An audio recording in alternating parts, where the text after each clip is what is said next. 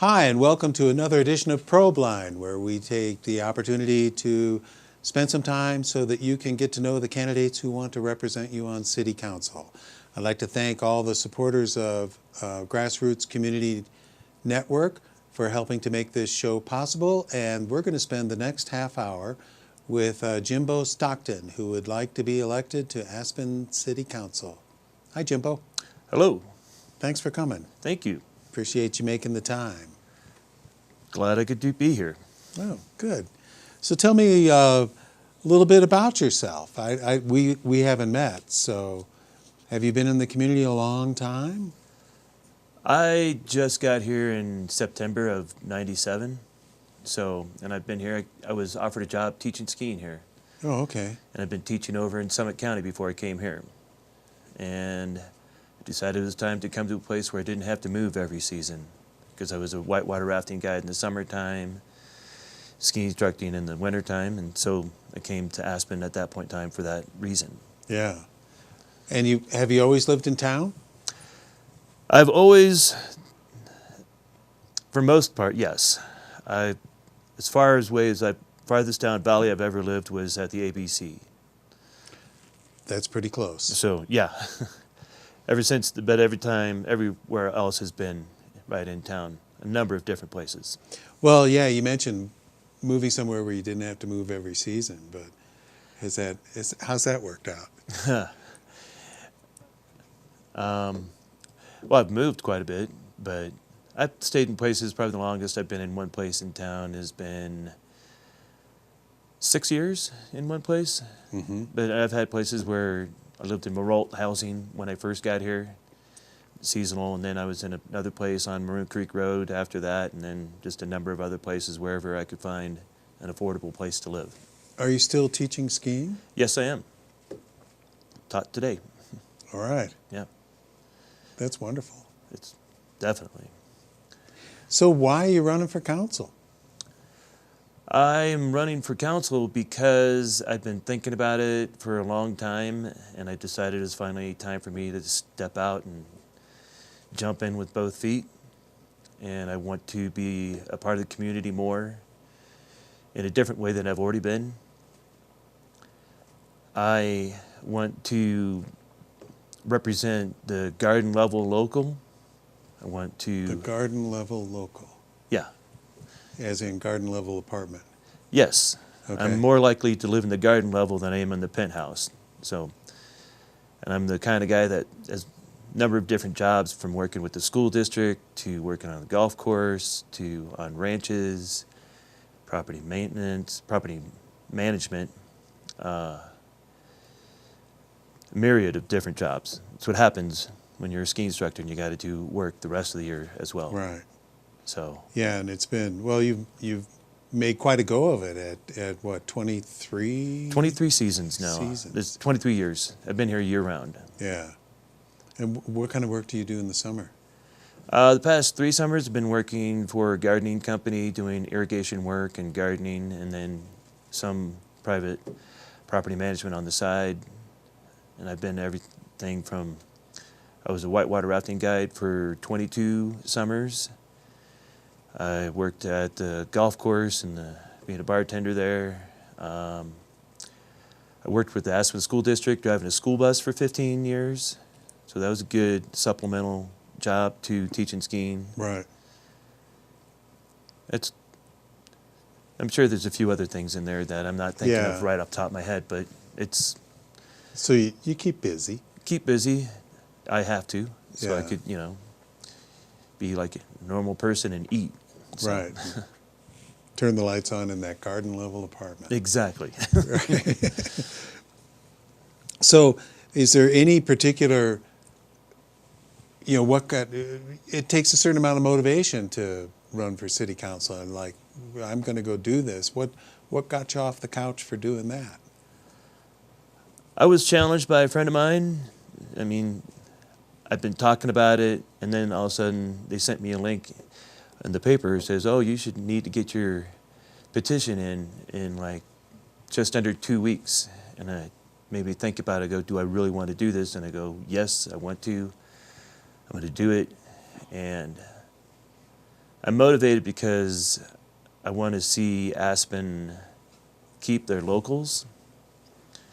And I like to say keep our locals local if we can, and not have to force them to move to Rifle or anywhere between here and there. I mean, there are people that work here and live in Rifle, but to me, I want to look for the solution to try and keep us who are here and not have to force us to move away. So keeping for an overall affordability, keep Aspen fun, not get pushed out by being priced out of the market. That's my main motivation. I want to contribute more to understanding the mental health issues that we have in this town. I mean, a lot of us have lost friends to suicide, and there's got to be more ways for us to step in and help those in need, be available, even if it's just providing more funding for like the Hope Center, and I'm sure there's other things that we could do as well. So just continue and just do whatever I can to serve the community and learn what else the needs are. And the best way for me to do that is to jump in and be like, okay, what are the needs? What do the people of Aspen want? What do they need? What's going to help them improve their quality of life? So that's my motivation right there. Have you served on these kind of boards before? Or? I have not. And I'm willing to go do that. It's just, this seemed like the first, like, okay, I'm going to try and go for it and see what happens and hope for the best. It's been a while since you announced, right?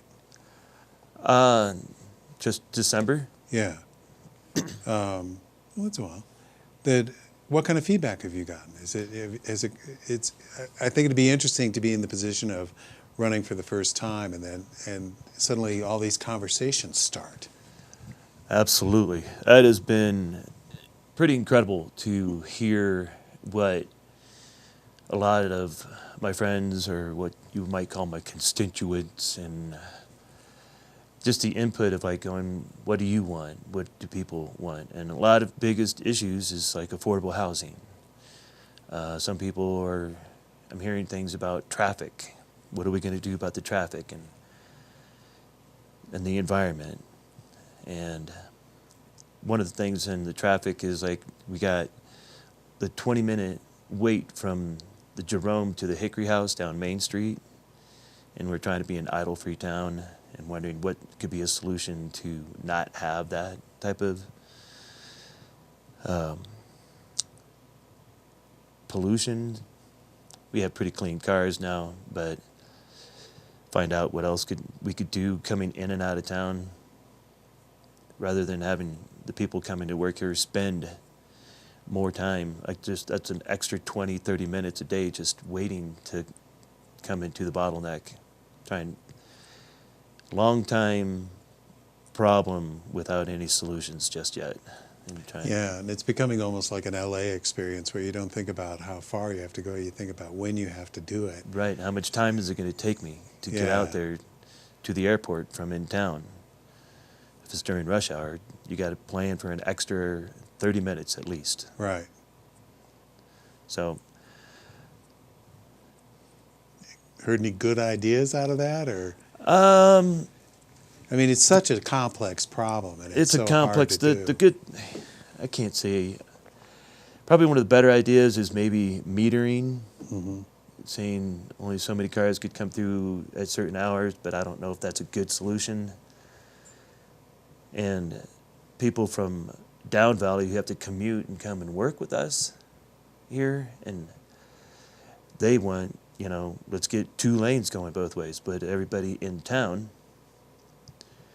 wants to keep it 1 lane coming in because they want to protect the inflow, I suppose, of people coming into town. And then if more cars come in, then you have to park more cars. We got more cars, yeah. I don't know if more cars would come in.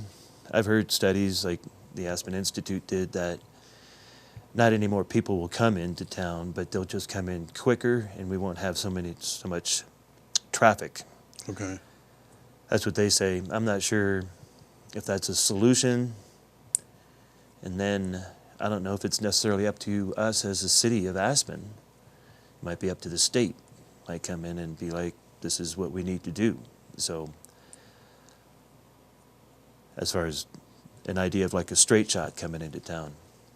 And it's controversial, and people have opinions about it every different direction. I've heard a lot of that. And then, Yeah.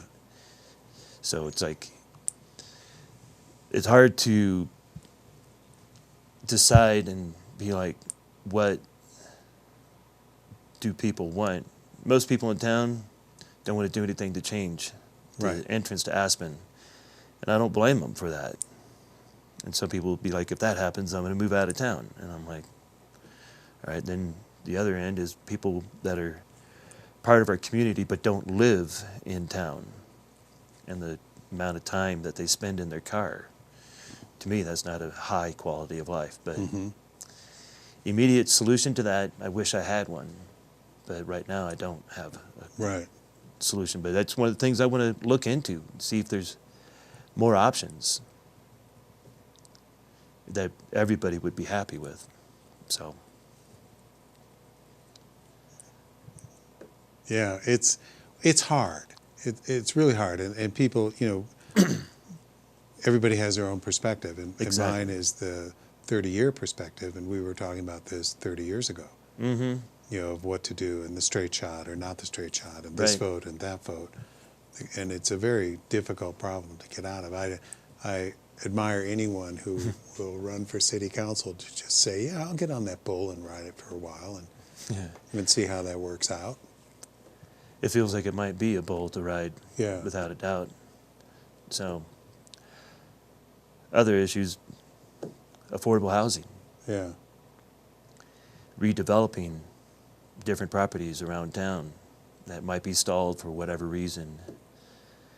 And I would be definitely an advocate for more redevelopment of existing properties, for more in-town housing to maintain the diversity of people living here. Because I don't want us to turn into something like Chamonix in France, where the people who work there don't live there. They all live 30 to 45 minutes away. And it's just a land of where the wealthy, the people who can afford to buy a place, are the ones that live there. But the people that work in those houses don't live there. It changes the character of the town. It does. And so I'd like to see the character of the town be maintained as much as we can. Everything's going to change.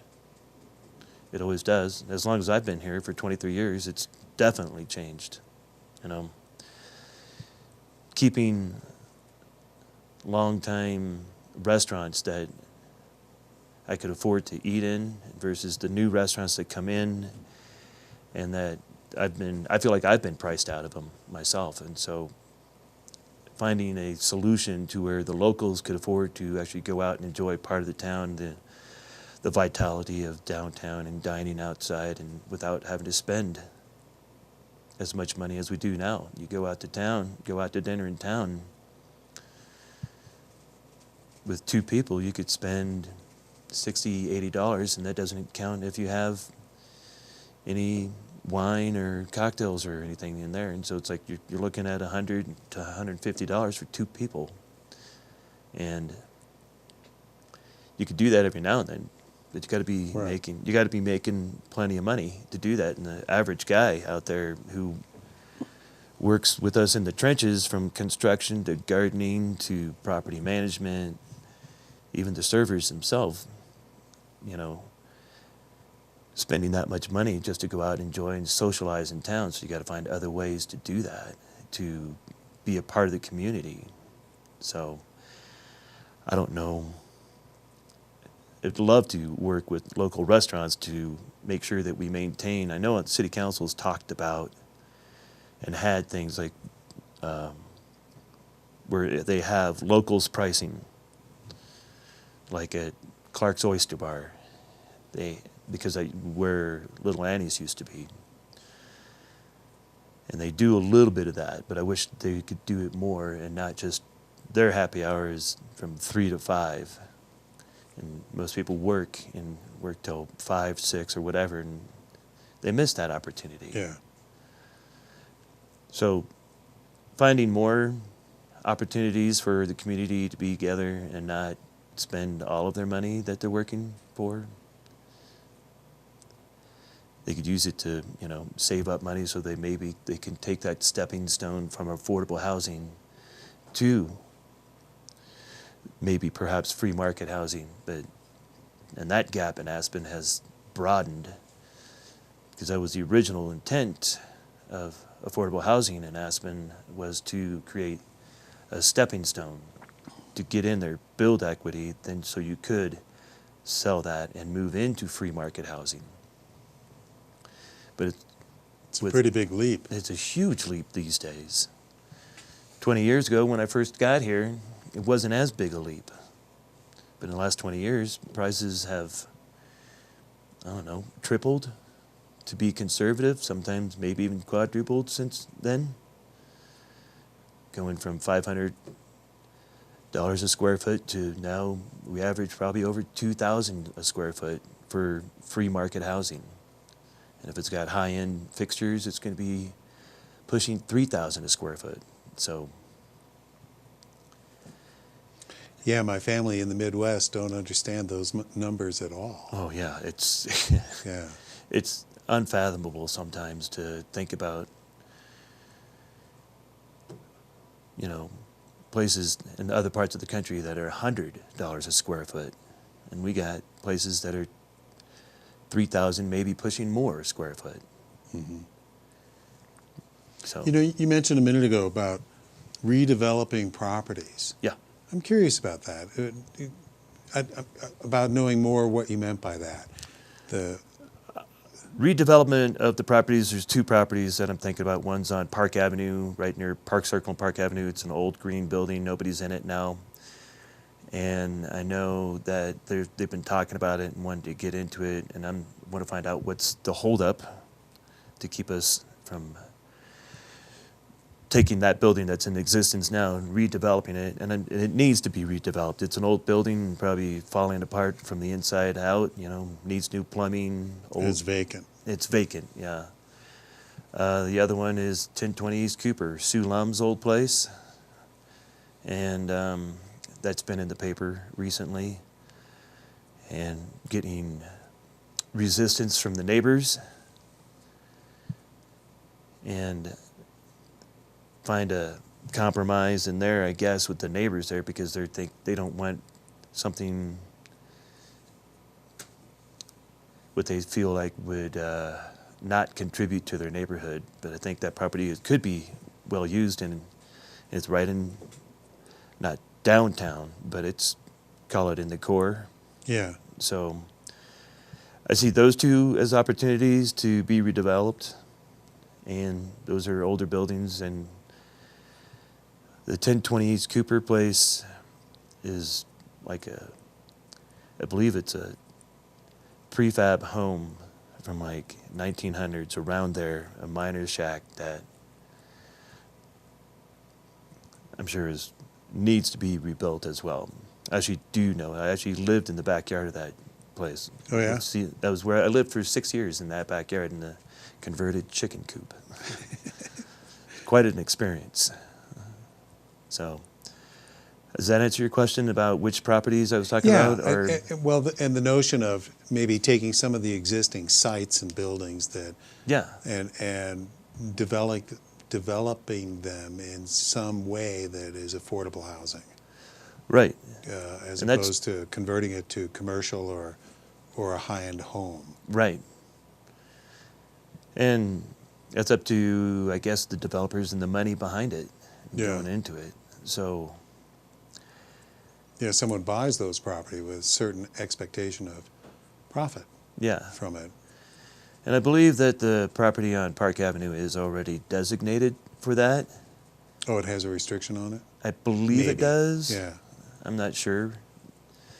And at 1020 East Cooper, I believe they were going to put in a new home, single-family home, and then that got something about it, and the developer, it got turned down, and now they want to. Then so the developer decided, well, why don't we just make it rental, affordable housing for the locals, which I thought was great. I've always thought that property would be good. So It does seem convenient and close. And convenient. It's a great meet a location. lot of and for community people, expectations. yeah.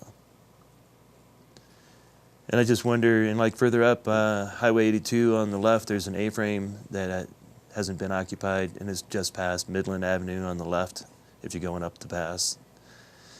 That seems, and that's right next to affordable housing as well, and across the street. And I'm just wondering what we could do with that property if that's available for us. Yeah. We don't know. I don't know that, but just looking around, that's what I think about redeveloping these properties, to put them to use and not take over, because there's already a house or a building there. Why not change it, redevelop it with newer construction and get more locals in there? Mm-hmm. That's my thought. Hopefully that could happen. Well, and it's interesting to think about trying to address the problem by going at it in steps, Mm-hmm. you know, rather than let's do the big end-all project Right. somewhere where we get a lot of units Mm-hmm. at one time. You know, that has a certain amount of appeal to it, but it has its own problems too. Right. Yeah, that's like the lumberyard project going on right now, is how dense they want it to be, like a high density. And so I have not seen those plans. I'd like to see those plans, and then I don't know if we need a high density, but the more units we have, the better off, the more people we could have living Right. in town. So there's appeal to it, and there's some things that aren't appealing about it. Yeah. It's going to be hard to make everybody happy. And, well, we can't make everybody happy. It would be an ideal thing to do, but it's just a matter of, I want to get in there and be a part of it and see what we could do. Be just a voice of reason, be level-headed about it, and not get upset and mad about things. So you're not going to throw any tantrums, or? I'm not a temper tantrum throwing kind of guy. It's not in my nature. Yeah. I'd have to be provoked, to say the least, for me to be a temper tantrum throwing kind of guy. Yeah. Well, I want to switch gears just a little bit, if I can. Sure. Because I'm curious. We talked about you came here in 97. 97, September of 97. September, and Summit County before that. Summit County, And I was how- Summit County and Buena Vista in the summer Yeah. times, yes. So how'd you find your way into the ski business? I found my way into the ski business. I was a lift operator at Copper Mountain in 91. And then the following 5 seasons after that, I thought, as a lift operator, I'd just watch ski instructors going by and be like, they're having way more fun skiing around, and I'm just here bumping chairs. I want to do that. Yeah. And I thought I was a good skier at the time, and then I went and started skiing and realized how much I wasn't a good skier. So I got into the ski business just because I wanted to try it out for a season, and now this is my 29th season in the ski industry. Yeah. And did you grow up in Colorado, or? I grew up in California, born in Pasadena, California, and then at the age of 8, family moved up to Sacramento. Lived in the suburbs out there, Orangeville, Fair Oaks, high school there. Went to college in Idaho, in Nampa, Idaho, at a small college called Northwest Nazarene College. Mm-hmm. I was a music major there, music education major, with an emphasis in voice and trumpet. Do you still sing or play? I still do. I play guitar and still sing. Uh-huh. I don't do a whole lot in public right now. I just recently returned to doing that. I grew up singing and playing in church. Did that my whole life. I did that at the church here too, and it's been 10 years since I've been in the church band. So yes, and now I'm just working up a different repertoire and with other musicians, and want to play do après-ski. I know I could do something like that when we are allowed to do that again. Right. So Yeah, when we can have those kind of gatherings. right, yeah. That's pretty interesting. I don't think I've run into a voice and trumpet major. Yeah, it was a long time ago, and so I haven't played trumpet in a long time. But I play guitar and bass now and sing. Yeah. And then after school, is that when you came to Colorado and started skiing right away? Yes, it was. I came out in the summer between years of college and was in Denver, learned how to paint houses, did that for a couple of summers, and then came out and just stayed. Yeah. Lived in Denver area for a while, doing a number of different jobs, and then moved up to the mountains when I started guiding more whitewater and backpacking and rock climbing, and needed something to do in the wintertime. That's when I started working at Copper Mountain, and then came here because I've been moving from town to town every season, and I had a couple other jobs in between where Right. I would travel in the off seasons doing production work, travel all over the country, in the Caribbean and Mexico. So, and then What is production work? it was print photography at that Okay. point in time, and I was a production coordinator and a production assistant, film courier, did everything from getting props to securing locations to bringing in the talent, everything involved with that. And then had an interesting stint of being a film courier between Barbados and Miami. I did that for like for 27 days straight. I was bringing film back and forth from Barbados to Miami every day. By By plane. By plane. We'd fly out in the morning, get the film developed at the best film developing place in Miami. I'd hang out South Beach for about 4 hours while they developed everything, and with that, I'd come back with the proofs, go to Barbados, take it to the photographer on location in Barbados. They'd look at it at night, and then they'd give me another bag of film to take the next morning. A bag of film. Yes. I had, my passport was being stamped every day for like 28 days in a row. That's amazing. Yeah. Well, we're pretty much out of time. Okay. And I really appreciate it. I really appreciate that you're running for city council. I admire anybody who will take that on. Thank you. With that, thank you very much, and thank you all for joining us for another episode of Probeline.